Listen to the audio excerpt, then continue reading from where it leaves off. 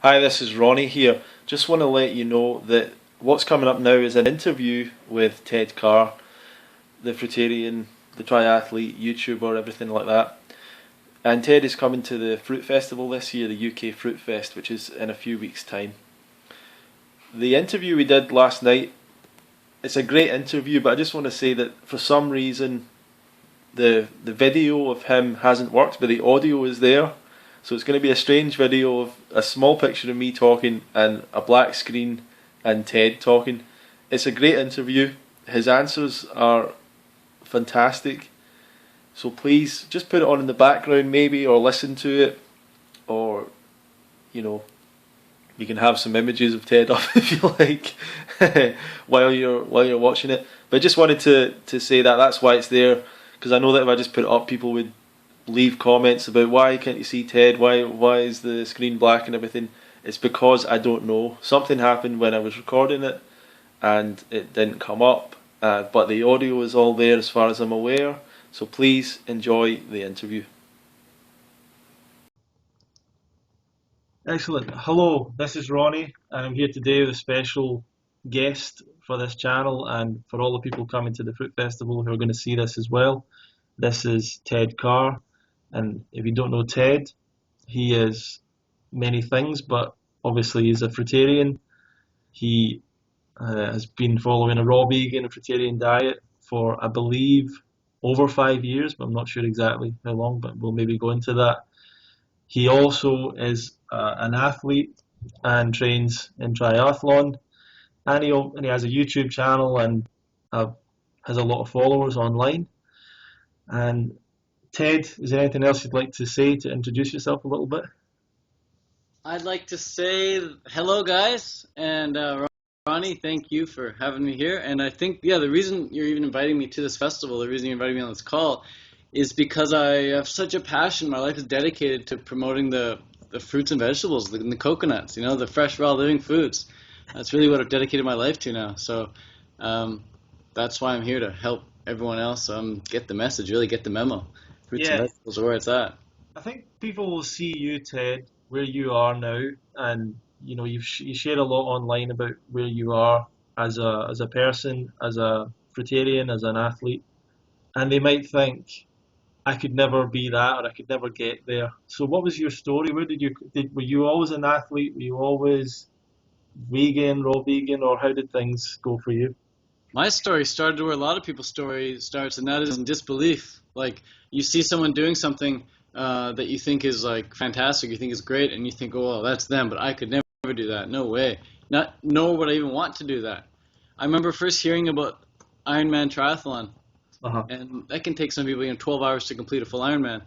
And I remember the first emotion I felt, and I didn't know why I felt it, but I felt anger. I was like, why do people do that? Like, that's such a waste of time, and it's so stupid. Why do they do these Ironmans? Like, that's just like a big cry for attention, They're just like, look at me, I can do these big, long events. But then, I got inspired, and I was like, whoa, people actually do that. That's just crazy. But if they can do it, I probably could too. So let's just see what I'm made of. And so I spent a couple of years training for it and went ahead and did an Ironman. And that was in my early years of veganism or raw veganism. I actually did that entire race, Ironman, on just dates and coconut water. So just 100% raw vegan. Wow. And I got it done. And to me, I was so ignorant back then. And I guess ignorance is bliss. I didn't know what I was in for. And I just went for it and made it happen. But I've always had a lot of role models and mentors in my life. Maybe not necessarily in person, not face to face. I definitely wish I had more of those. I plan on getting more of those. But online, just watching people on YouTube, over and over and over and over and over again. And I just wanted to live their life so bad. I thought these people were so cool. The Tim Van Ordens, the Michael Arnsteins, the Durian Riders, the Ann Osborns. These people were my idols. Dan McDonald. They were doing something that was so inspirational for me. They were living on just raw foods, like foods that I could go outside my door right now and eat in nature. They're just simple, basic, the best. And I was like, wow, they're actually living on it. They're not eating that and living on any other food, and they look really healthy. They look really great. I really wish I could do that, but I'm having such a hard time getting off this other stuff. I just can't seem to get off it. And then herein lies where I seem to differ from a lot of the other YouTubers. A lot of vegan YouTubers out there pushing like the potatoes and the rice, all the high carb cook stuff, and I just can't go down that path. I can't condone that because for me, I was just so hooked on it. I became so dependent on it. I couldn't get off it. And then when I found the fruit path, I felt so much better on fruit. I felt so much better on fruit every time I eat it. I kept finding myself going back to the cooked, and I was like, why am I going back to the cooked? I don't want it. I don't like it. It doesn't make me feel good on it. But I had to have it. I was like drawn to it in the same way I was drawn to my marijuana and my nicotine in college.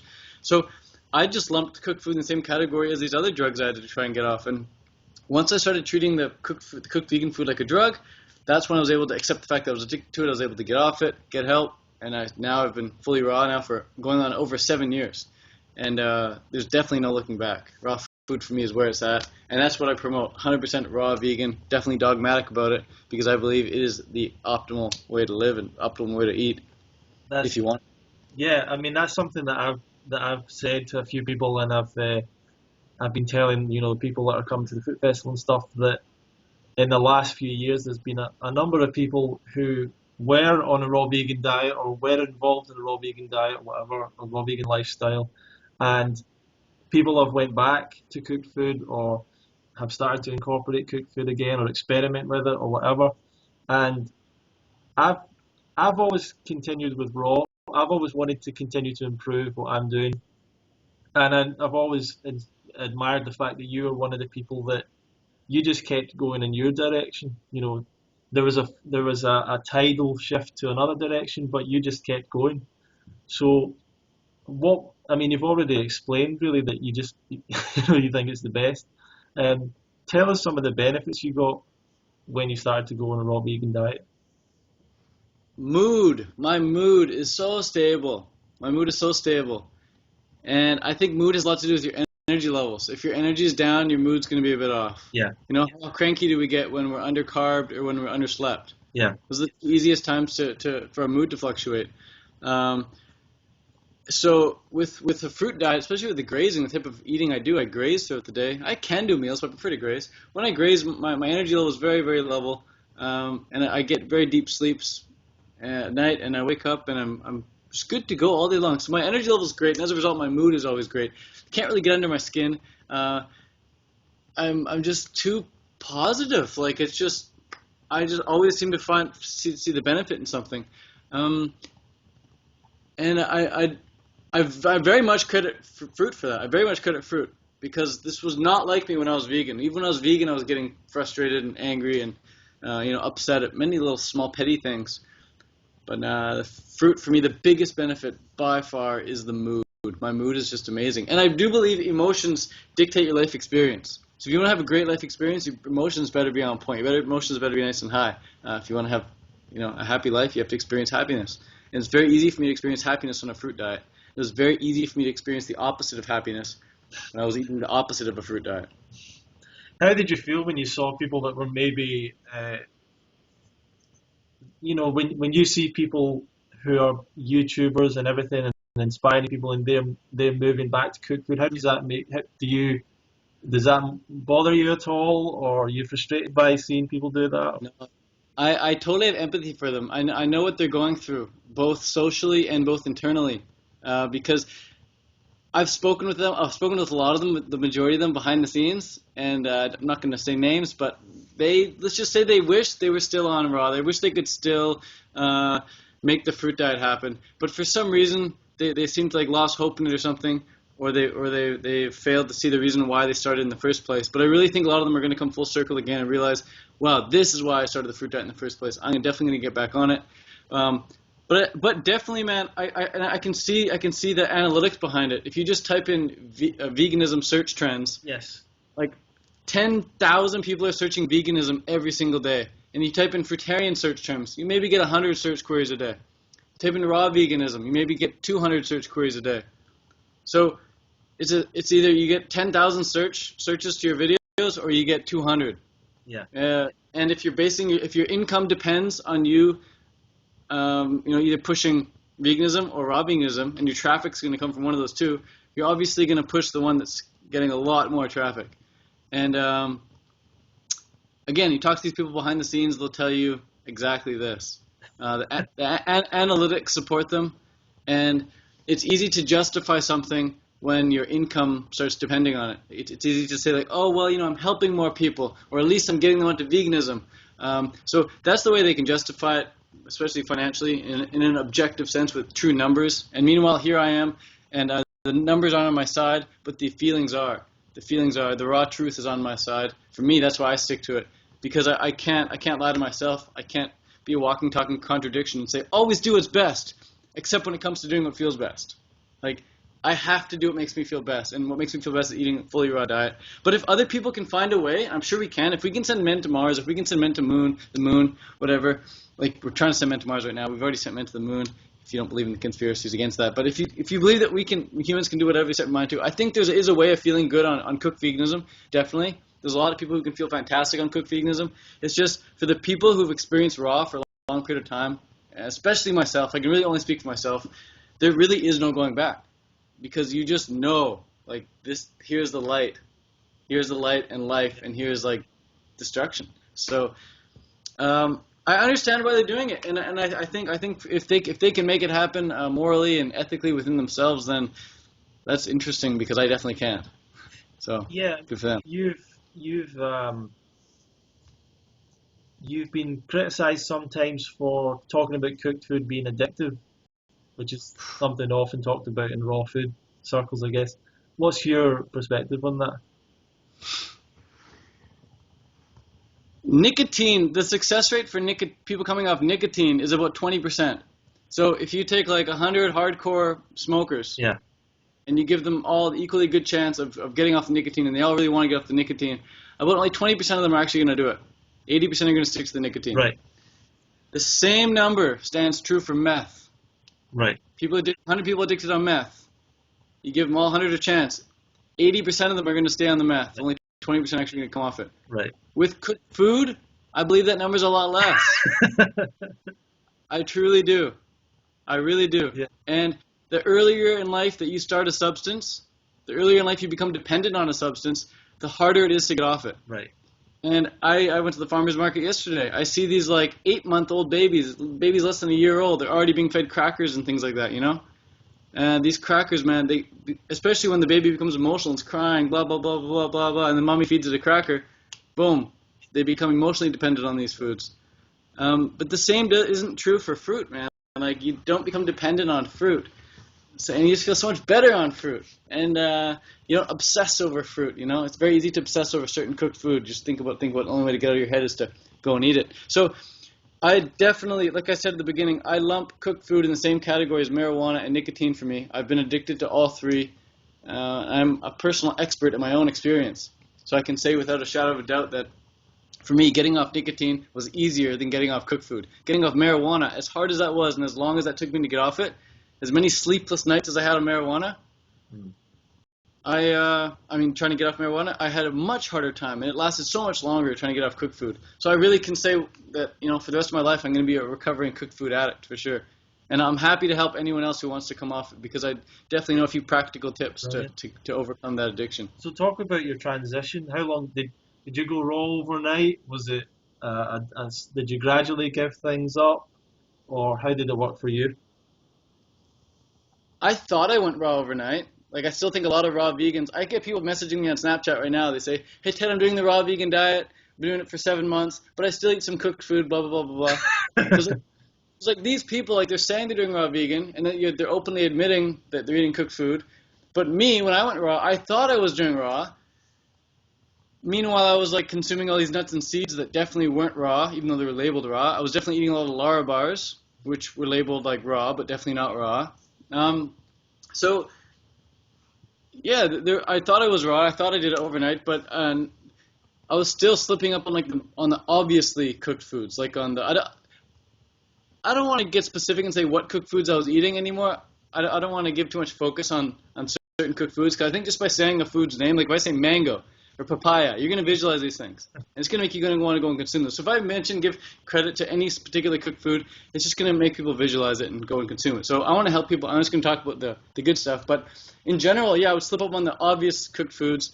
And I didn't want to, Ronnie. I didn't want to eat these foods. But I found myself, I'd wait till my parents would go out, wait till nobody's home. Okay, go cook up a big pot of this and just pour a bunch of crap on it, put some salt on it, and I'd be in a food coma on the ground in a lot of pain. Like, and there'd still be stuff in the stove. I just obviously cooked way too much because like, I'm gonna do myself in on this one. I'm gonna have a good time tonight. Laying on the food, just laying on the ground in a food coma, and then I found myself getting up like 20, 30 minutes later after waking up from like a little nap I fell into, and say, oh, what's leftover, and just go scooping out the little leftovers. And I'm like, dude, what are you doing? Like, I'm just hooked. And I found like, I remember like sitting on the couch or sitting on the toilet after and just thinking like, I need help. Like, this is not normal. This is not normal. And it's like, I can't be the only one experiencing this. I can't be the only addict out there. But I was just like, man, I got to overcome this. And so that I can help other people. So, Ronnie, my transition was definitely gradual. I tried to do it overnight, but I definitely did not. I have many, many slip-ups. And it was not an enjoyable time. How long do you think Sorry. I'd say it took me about 1.5 years to 2 years to finally be totally clear. Yeah. To be totally clear. So when I say I've been raw for 7 years, that does not mean 100%. That means like for the first couple of years, I was like 99% most of the time. Every now and then I'd have a massive cooked meal. Maybe like a couple days later, another massive meal. Just go through a little phase. But every now and then some slip-ups here and there. And I got to say, still to this day, even though I may eat 100% raw, I still have some pasteurized juice from time to time. And maybe I'll have some dates. I'll have some dates. Like in Thailand, there's some dates, like dried dates, pitted dates. And apparently some people say they're cooked or something. But to me, there's no addictive factor to them. There's no addictive factor. That's something that what you just said there is something exactly how I feel about it, which is the addictive part of it is the thing to me that's the thing that's the problem. And with as you're saying, with pasteurized juice, with dried fruit or whatever, they don't have that same pull. Like if you have mangoes or pasteurized juice, you're going to go for the fresh fruit. But with cooked food, there is a greater pull. I don't know what that is. I don't know how. And you know that it's not really the flavour because you know there's not a great deal of flavour there. Right? It's kind of so confusing. It's something in your mind, So what was the first thing, like going back to you were kind of following maybe something like a junk food lifestyle, but what was it? A certain book? Was there a person you met? Was there an interview you saw? A video? Yeah.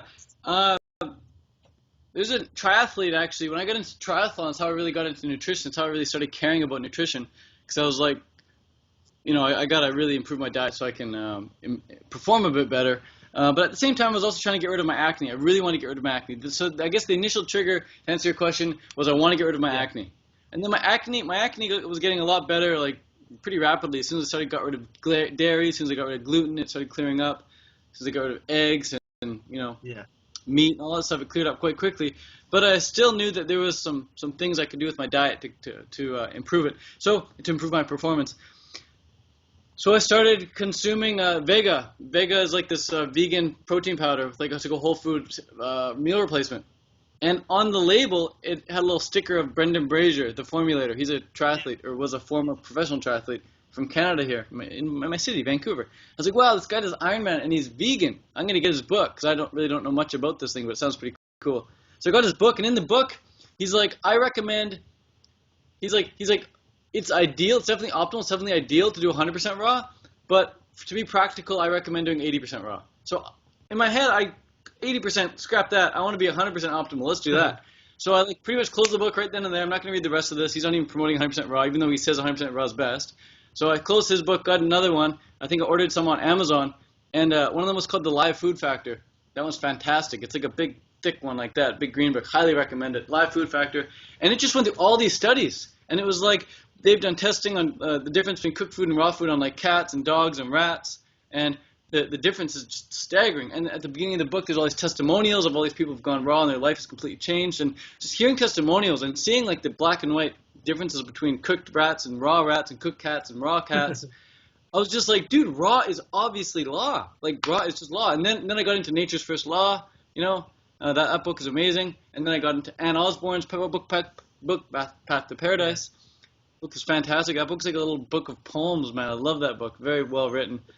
And very well packaged. So those, I think those are like the four key influencing books. One of them was Brendan Brazier Thrive book, which just got me in the door. Then The Live Food Factor, Nature's First Law, and Ann Osborne's Path to Paradise. And I really haven't read that many books since. I haven't needed to. Like, those books just launched me into the, sophosphere, and here I am in orbit now, just cruising, and trying to give back as much as I can. But I think people need that pretty big push of information and inspiration, get them out the door, get them into orbit, and then they're just floating.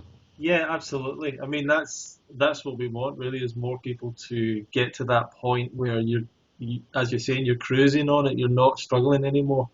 And I know for me, there was giving up cooked food was a kind of a huge mental, emotional battle in a whole number of ways. Really, it is quite a battle.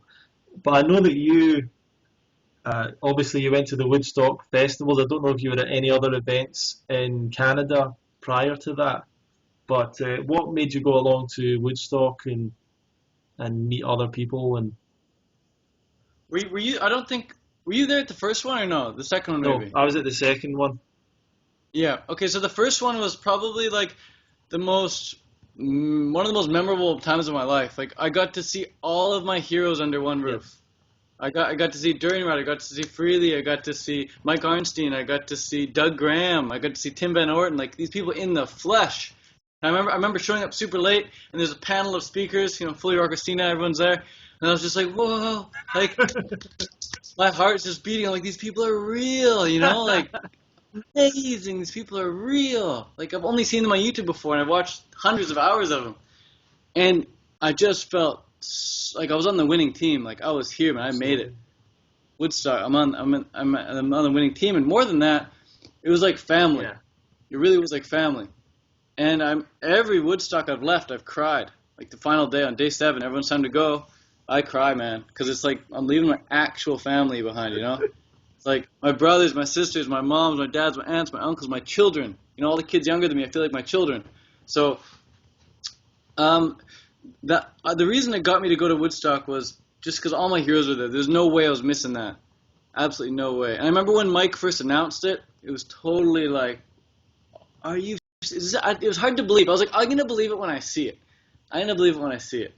So that was before my first Ironman. Actually, as soon as I left that Woodstock, I took the plane, I went to the Ironman and did the race. And yeah, so that was pretty cool, man. That was an amazing time in my life. I'll never forget that. Yeah, I mean, that was the first one I went. Well, I went to the second year, and it's always been a totally special thing, And I feel exactly the same as you're saying.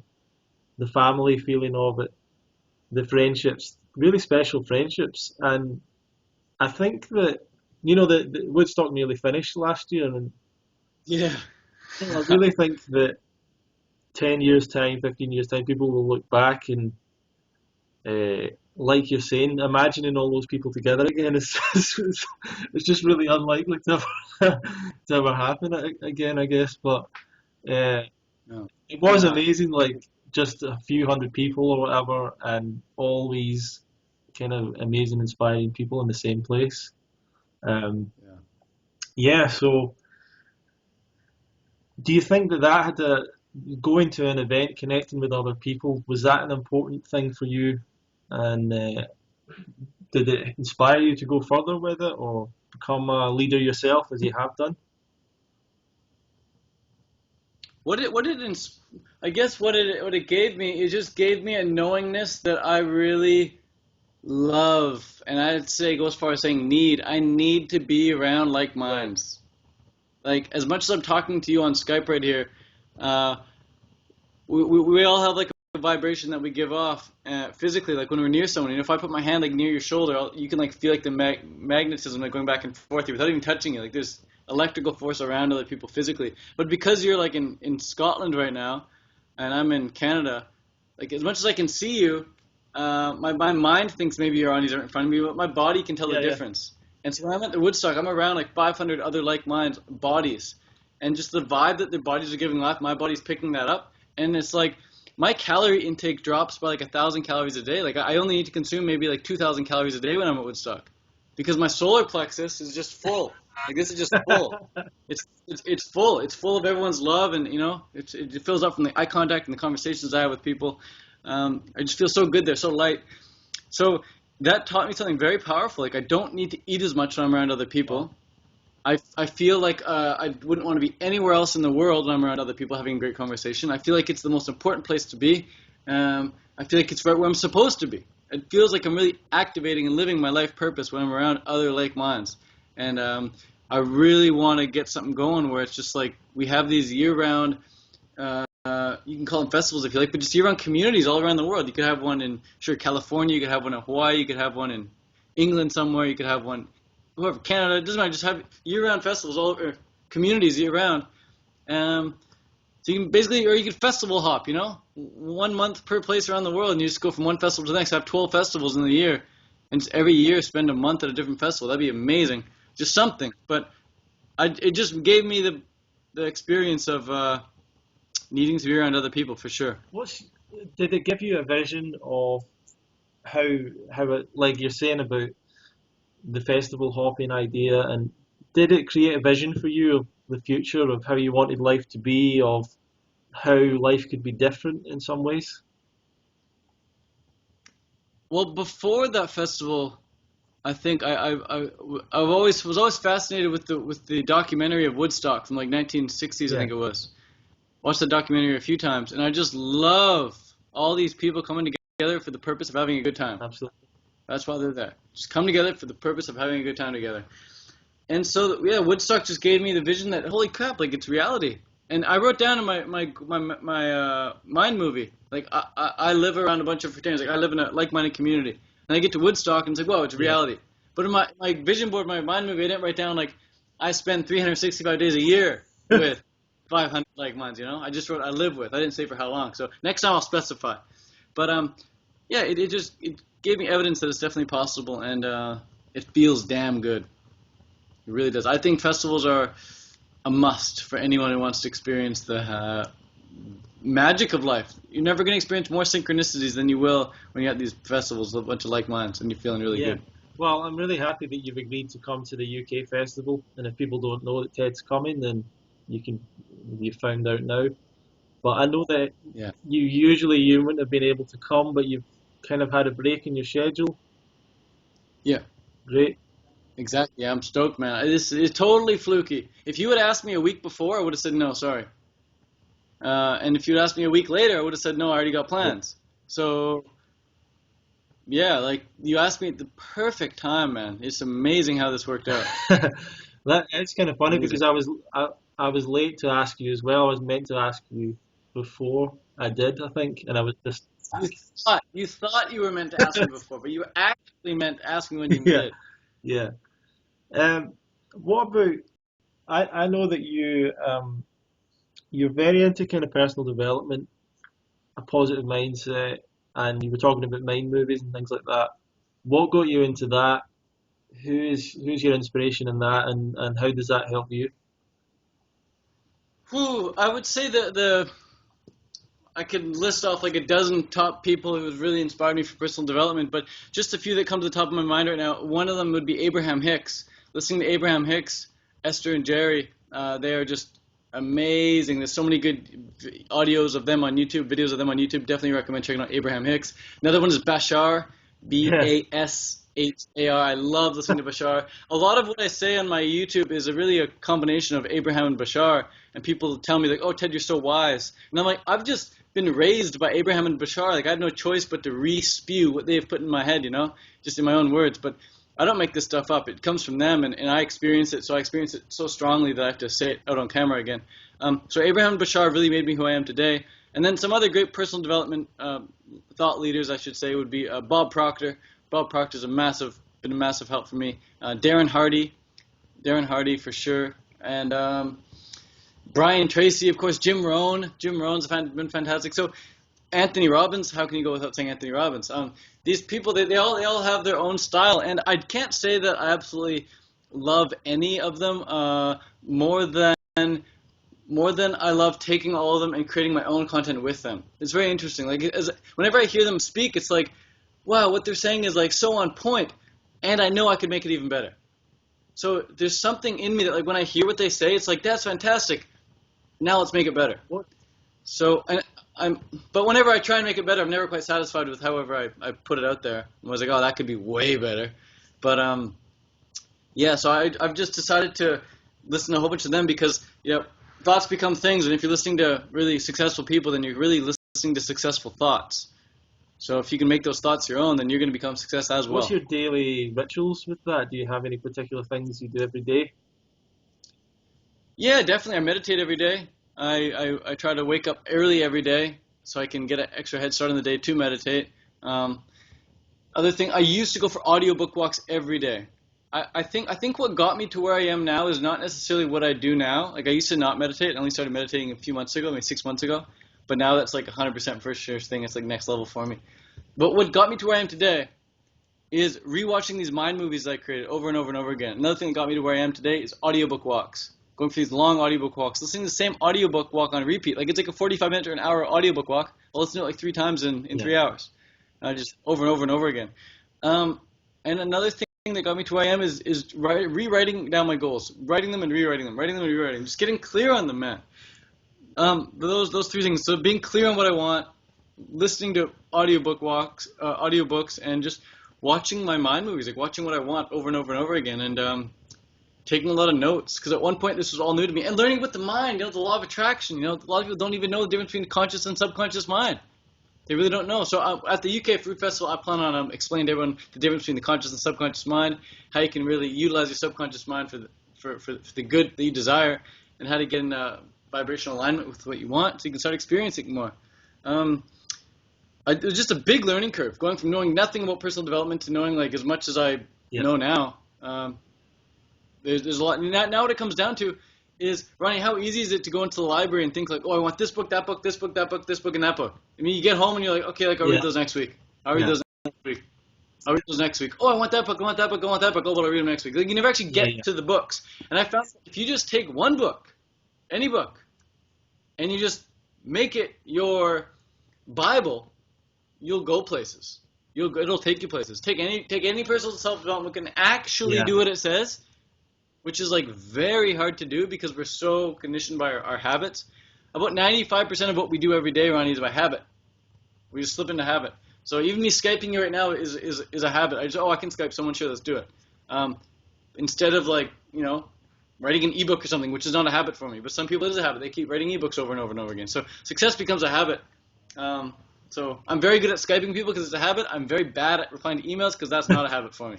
Some people are very good at that. So anyways, the point is, the biggest thing I've learned, I guess, since getting into personal development is that you actually taking advice is very easy, but applying that advice, actually doing that advice is a different thing. It's quite hard because we're just so chained to our habits.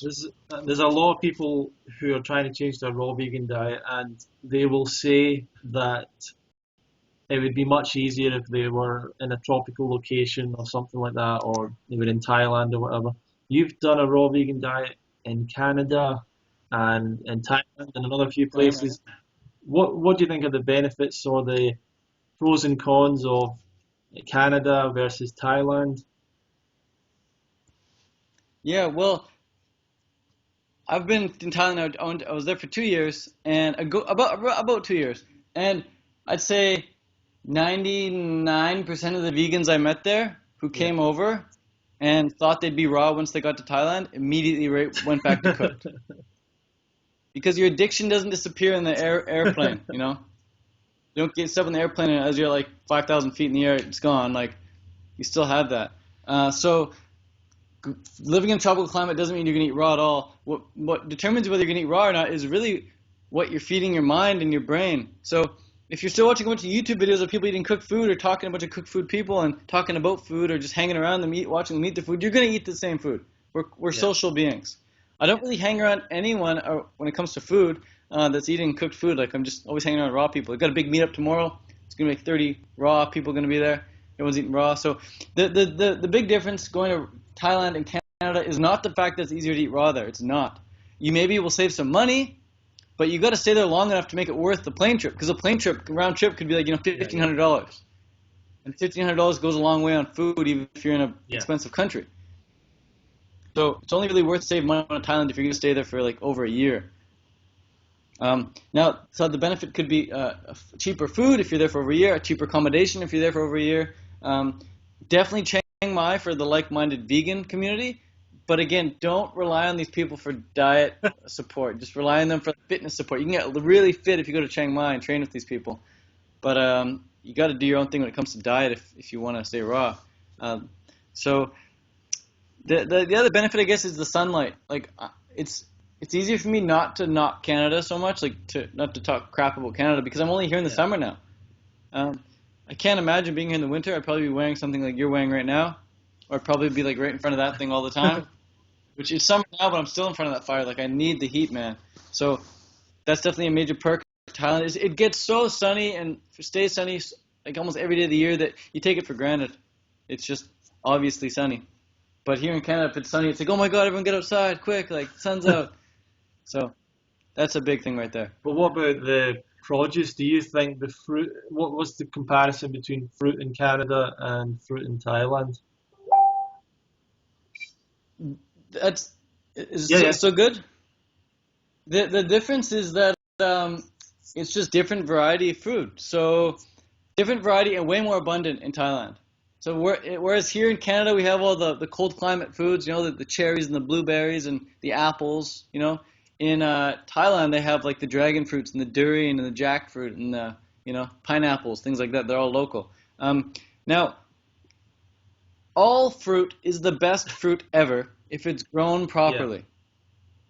So I can get on my hands and knees here in Canada and almost want to cry when I'm eating the tomatoes and blueberries because they are just so good. It's not fair that I get to eat them. They're just too good. Like it just instantly connects me to the source. I'm like, amazing. My life is complete. I could die now and be happy. That's how good these things are. And I'm in Canada, the cold climate, the place that's supposedly supposed to be bad for food. How come I'm so grateful for having this amazing food? Because it's grown properly and it's in season and it's local. And the same in Thailand. I can have apples in Thailand that are grown in Canada, but they suck because they're like a year old, they're not fresh, they're imported. But the local stuff out in Thailand can be equally amazing. The durian, the pineapples, the jackfruit, anything in Thailand that's good is good. The mangoes. But I gotta say, on a whole, I'd say that the highest quality food I've ever had has been in Hawaii. I've been traveling to all the places in the world. I've been to Costa Rica, I've been to Panama, I've been to Thailand, I've been to Laos, I've been to Malaysia, Canada, California, Vegas, everywhere. Not everywhere, but a lot of places. And the highest quality food on a whole was Hawaii. Now, I was only there for a few weeks, so maybe it's just a certain season, but they had the weather, they had the high quality food, they had lots of raw vegans there. So that was a really cool place. It was just more expensive than Thailand, that's for sure. So if you're looking for quality food, maybe you want to check out Hawaii. The papayas were out of this world, man. You touched on something there that I want to go back to because there's a lot of people that get into the fruitarianism and raw veganism and get very passionate about fruit. And a lot of people would think that's a bit weird or a bit crazy, but a lot of people who've got into the fruit thing, they've had experiences with eating fruit that are almost like spiritual experiences. That are almost like really quite profound experiences.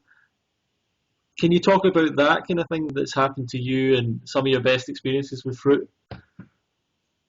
So just to give you a little background on what I've experienced, I've taken psychedelic mushrooms, I've taken acid, I've taken MDMA, ecstasy, lots of marijuana. So I've had experiences with these psychedelics that have definitely connected me to the divine and allowed me to experience I don't want to say that, I'll say it, enlightenment. It just allowed me to experience that oneness where I am the universe and I am connected with everyone and everything. And not just connected, but I am everyone and everything. It's hard to put into words unless you've experienced it. And I've experienced that on LSD a few times. And I'm not saying that you need to take drugs to experience that because on a fruit diet I've also experienced that. This is the amazing thing that not many people have experienced because I guess maybe they're not clean enough or they're not eating high enough quality fruit or a combination of the two. But I think if you're really clean and you're eating really high quality food, you can definitely have spiritual experiences that are pretty much the exact same as when you're on mushrooms or when you're on LSD. Like the clouds will literally part as your heart feels like, oh my God, the clouds will part, the sun pours through, you're in disbelief. Like you just feel like shaky all over. You're just like, oh my God, like something's happening here. Like something's happening here. Like I am everything. And you're just like blown away. Your mind is blown. There's no ego. It's just like total connectedness. And that's happened to me with a mango in Hawaii. It's happened to me with a fig in Victoria on Vancouver Island here in Canada. And it's happened to me with a durian at the Woodstock Fruit Festival, at the second Woodstock Fruit Festival with Tony Wright. So those are the three most memorable experiences where just like everything fades away and it's just me and the divine. And if every time you had one of those foods and it gave you that experience, everyone would be fruitarian.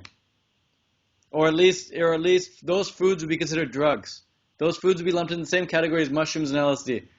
Those foods would be considered like, okay, if you eat those foods, you're considered a drug addict. Like just a weird category. But they're not. Like the only way to experience that experience, I think, on fruit is to be really clean and be in a really good state and be eating like 10 out of 10 fruits, which is very hard to find, but definitely growable. We can all grow 10 out of 10 fruits if we put our mind to it and want to grow that stuff. Yeah. So, yeah, man. That's my experience with the spiritual experiences with fruit. And I gotta say, before I was fruitarian, I didn't believe any of this stuff. This was hocus pocus. This was spiritual woo-woo BS. I thought when you die, you just turn off like a battery, like you're just dead. You're just not there. But now I realize we're immortal. When death is an illusion. Our soul's always carrying on. We exist, and in some form, we always will exist.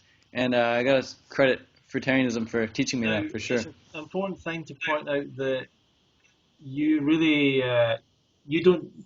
Well, you probably use the different phrases, but you really identify as fruitarian.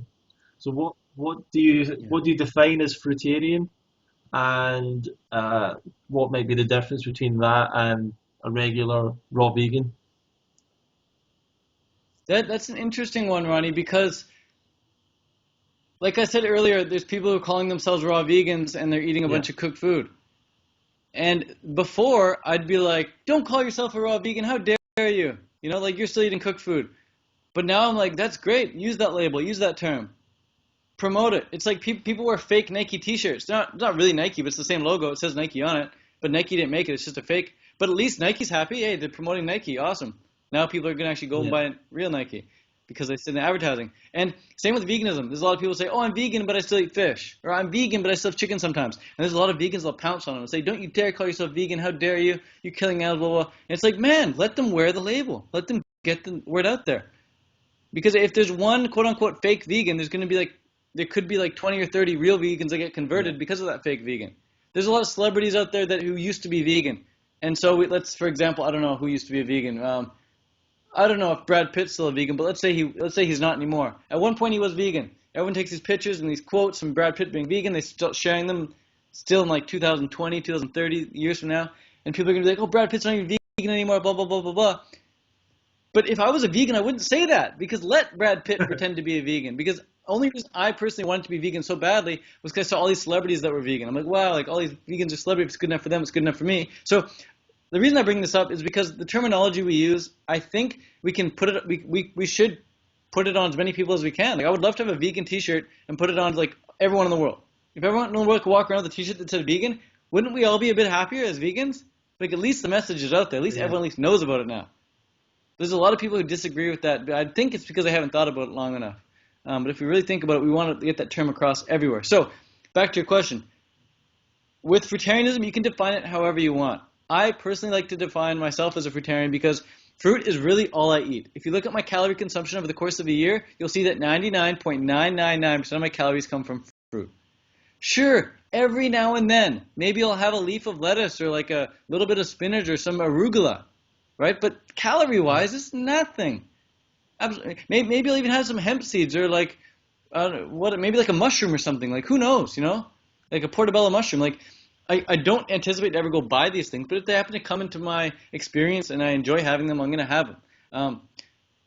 But still, 99.9% of my calories coming from fruit, raw fruit. And that's why I call myself fruitarianism, but a fruitarian. But I've realized, like I told you before, with like the trends and the analytics, it's much more beneficial for me as a YouTuber, someone on social media, to start using the words raw vegan a lot more, because I could search in a heck of a lot more. So even though my niche group, even though my videos are about fruitarianism, I'll use a lot more titles like raw veganism nowadays. I'll put in the hashtag raw vegan just because it brings in more traffic. Once people type in raw vegan, they actually find fruitarianism. And Ronnie, I get emails every day, Snapchats every day, Facebook messages every day, comments on YouTube every day saying, wow, I never knew about fruitarianism before I found your channel. So perfect. If one person says it to me every day for the rest of my life, I'm doing my job. I just want people to know about fruitarianism. I want people to know that you can live on just fruit and feel amazing. So that's how I define fruitarian, just someone who gets most of their calories from fruit. But feel free to call yourself a fruitarian if you still eat McDonald's, man. Just get the word out there, So please. let's talk about your achievements with athletics. We've not really spoken about that yet, but you were talking about you did an Ironman. What exactly is that? How far is that? An Ironman, do you know what, kilometers or miles? Miles. Miles. Yeah, oh man, I don't know miles. Sorry, Kilometers. but it's 3.8 kilometers swimming, followed by 180 kilometers of biking, followed by a marathon, just 42 kilometers of running. So that may not mean something. That may not mean a lot. That may not mean anything to a lot of people watching, listening. But let's just say that takes the average person about 14 to 15 hours of non-stop cardio with your heart rate up above 120, 130. So go on the elliptical, go on the stationary bike, go on the treadmill next time, get your heart rate up to 130, and just think about holding that for 15 hours. Wow. Non-stop. It burns a lot of calories. You burn way more calories than you consume. You get to the finish line, you're absolutely dead. You see a squirrel crossing the road, you might burst out crying. You see like you feel the breeze of the wind across your hair, you might start crying. Like you're just depleted. You know what you're saying? You're drunk on depletion. It's pretty crazy. So I've done Ironman. I've done many half Ironmans. I've done plenty of sprints and Olympic distance triathlons, swimming, biking, running. Done some duathlons. But my real passion, Ronnie, is running. I absolutely love running. And I'm only now realizing that now that I'm injured. I got injured twice in Thailand with my thumb. I broke my thumb, same thumb twice within about 8-week period. So I wasn't able to swim for a long time. Lost all my swimming gains. Put so much effort into swimming to get pretty good. You put so much effort into swimming, you save a few seconds. That's like massive. Spend a lot of money on coaches, equipment, training, video footage, just to like tweak some party techniques, save some seconds. And then I get injured and this all goes to poof. I put in a 40-hour training week in Thailand. A lot of that was swimming. Easy to spend hours in the pool. And then poof, all that's gone. So swimming went out the window. Also, when you break your thumb, you can't really ride your bike because I couldn't put any pressure on the handlebars. So cycling went out the window. All I was left with was running, which happens to be my favorite. I love running. I can run all day. But I did way too much, way too soon. Ran too much, too fast, too soon. Ended up hurting my hamstring. Now I wasn't able to swim, bike, or run. All I could do was rest. And then I really started dedicating my time to meditation. And found a lot of benefit from meditation and got a lot work done on social media. But I'm getting back into running now, slowly but surely. I'm not super passionate about swimming or biking these days, so I might just take the next couple seasons, dedicate to strictly running, see if my motivation and passion goes back for triathlon. But now for the future, I think I'm just going to focus on running for now. I absolutely love it. It doesn't take any willpower for me to run. I can just get out and run. It definitely takes willpower to swim and bike, but no willpower for running. Would you go into ultra marathons, long distance, or more? Eventually, I'm too young and I'm too busy right now. I got more important things to do. Like I find myself halfway through these half Ironman races, and I'm like, man, I still got like another couple hours to go in this race. I'd rather be at home working, putting out social media content. Like it just takes up too much time. I have higher priorities now. I put out a video on YouTube. I can reach like 1,000 people in 24 hours. I can't do that with a triathlon. Nobody cares if I do a triathlon, really. So I'd only be doing it for myself. And if I'd rather be helping other people, I might as well just get home and get on social media and start cranking out stuff on the net, so that I can eventually meet these people in real life, face to face, like at these festivals. I wouldn't be coming to this festival, Ronnie, if I didn't do my due diligence on social media. I wouldn't be coming to this event. So I absolutely love seeing people in real life, connecting with like minds, and I can do that a lot deeper and more intimately with raw food than I can with triathlon. So I'm switching my focus, my priorities here, and this wouldn't have happened if I hadn't got injured. So everything definitely does happen for a positive reason. Yeah, well, just to speak a little tiny bit about the festival, if people are interested in coming, they can go to the website fruitfest.co.uk, and we'll give a shout out. You've got a discount code for it, so if people are coming, if you want to come and get a 10% discount, Ted's code, I think it's Come Fruit Yourself. Pretty sure it's yeah, Come and with that's yourself. so if you want to come to the event and you're coming to see Ted and you want to let us know that, and Ted will get a little kickback for that as well, and everyone's happy. And then use the Come Fruit Yourself code on the website, and the event is 27th to the 31st of July, from Wednesday to Sunday. It's 5 days, 100% raw vegan, just fruits and vegetables, but also not just uh, fruit served in bowls, but there are raw vegan meals at night, salads and raw vegan meals by our trained chef.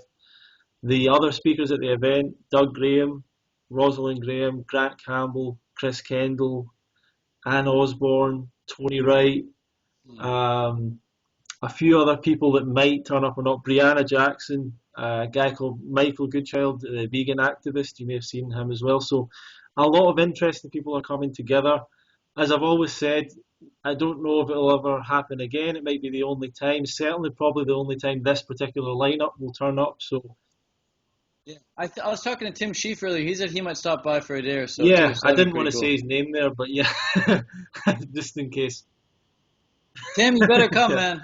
So there's it'll be a really fantastic event and a great chance for people to experience what we're talking about and the magic of this lifestyle, the magic of the community and the like-minded people. And it's a rare thing. It's hard to keep these events going. It's hard to keep motivated to do it as well. So it's a really special thing.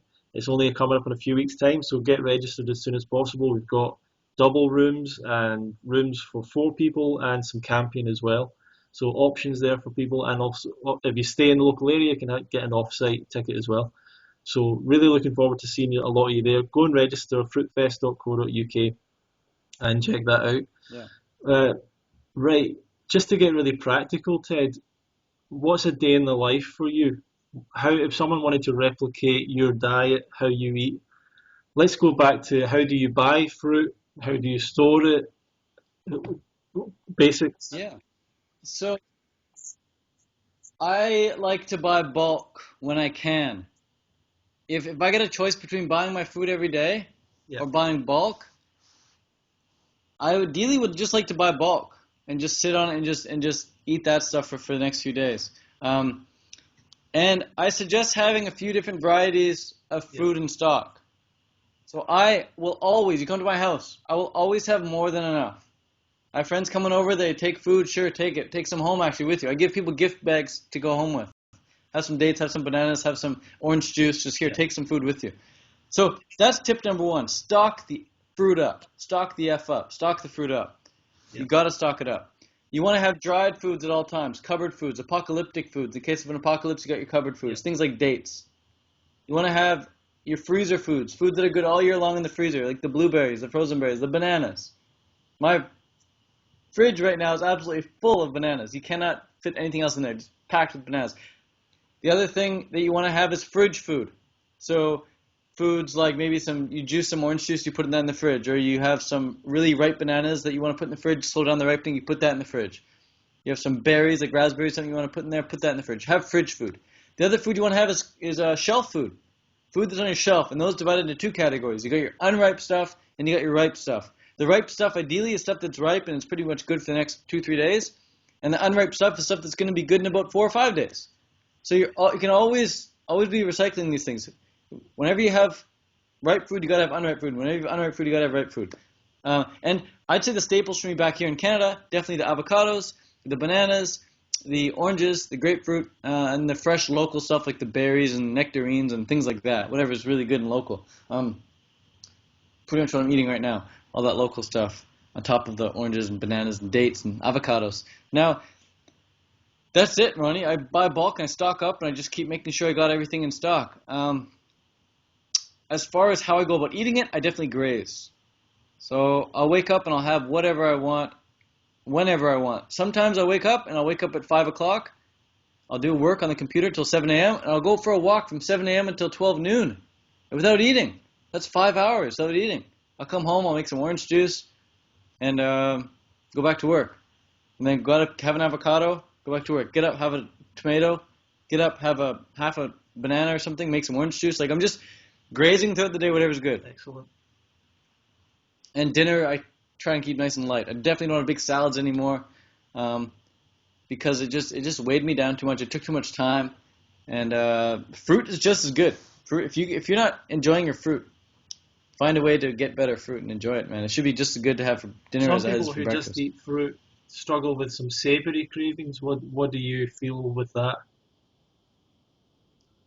I don't know. I can't relate to that because, like, if you're eating the best food ever, you won't want anything else. If you're eating mediocre food, yeah, you're going to want something else. Just mix it up a bit. But I can't relate to that. I can't, like, if you're eating the best food ever, there's nothing more than you want than just that. But if you want savory, have some tomatoes, have some celery, whatever. If you don't want to do celery because that's not a fruit, then just have more tomatoes, have some hot peppers maybe. Tomatoes and hot peppers. Hot pepper's a fruit. Cucumbers, whatever. It's a fruit as well, zucchini. But yeah, if you want, I have a few savory recipes in my clean and simple recipe ebook. So if you go to fruitliving.com/ebook, you can get like over 50 raw vegan recipes there, a few savory recipes there, zucchini noodle pasta, things like that. Excellent. So that's what I recommend. Well, you've given us a lot of time there, Ted. Thanks a lot for giving me the time. It's always a joy to speak to you. I've always enjoyed meeting you and speaking to you. I remember seeing you. A funny story. A couple of days before I went to Woodstock the second time, came across the video of you training, like one of your triathlon videos, probably one of your first big videos, and seeing or just thinking, oh, here's another guy that I was kind of looking at or looking up to or whatever. Here's another guy that I've never seen before, who's a raw vegan athlete, and literally 2 days later bumped into you at Woodstock. So it was just so funny to see that video and then see you a couple of days later. But I didn't really get to know you. I just kind of said to you, hey, I saw you in that video, and you were kind of surprised that someone had seen it or whatever. But I've always really enjoyed seeing you over the years and getting to know you better, and that's a big reason for bringing you. I think people will see, will get a lot from you, and will learn a lot from you, and I think you'll really add something amazing to the event this year. So really looking forward to the event and to seeing you again. And do you have any final message you want to put out there for people? How do they connect with you if they want to come across your stuff? If you guys have watched this entire interview to this point, add me on Snapchat at Ted Carr. So my name, TEDCARR, at sign at the front, whatever. At Ted Carr, add me on Snapchat. Send me a message saying that you watched this entire interview, and I'd be happy to have a conversation with you over Snapchat, over whatever you want. Ask me whatever question you want. And if you guys want me to address any particular YouTube video topic, whatever, go to my Patreon page. You just type in on Google Ted Carr Patreon, pay $1 a month, and then I'll make videos for you, customized just for you. So. Yeah, thanks, Ronnie. But if you guys want specific content just for you guys, then head over there, do that. And add me on Snapchat, and we'll have a conversation back and forth, answer all your questions, no problem. So that's it, man. Thanks a lot. There's so much more we could do another interview another time, but thanks a lot, Ted. Once again, fruitfest.co.uk coming up 27th to the 31st of July. That's 2016, just in case you're watching this video in years to come. Yeah. And years to come, you might look back and think, man, I wish I could have made that event. But make sure you come this year. This is the time to come. A lot of people will get in touch and they'll say, I'll come next year. But they don't realise that there's no assurance that I'm going to put it on or that someone's going to put on an event next year. You never know. Depends what will happen. You don't know if people will be available. So this is the year to come. This is the biggest year so far. We've already... Come fruit yourself. Absolutely, and look forward to seeing a lot of you there and having a really successful event. Thanks for your time, Ted. Thanks, man. Appreciate it. Subscribe to this channel. Go to tedsfruitliving.com. Subscribe to his stuff. Fruit Living on Fruitarian on Snapchat or Fruit. Ted Carr on Snapchat. Fruitarian on Instagram. Thank you, Ted. See you soon. Peace, man. Adios.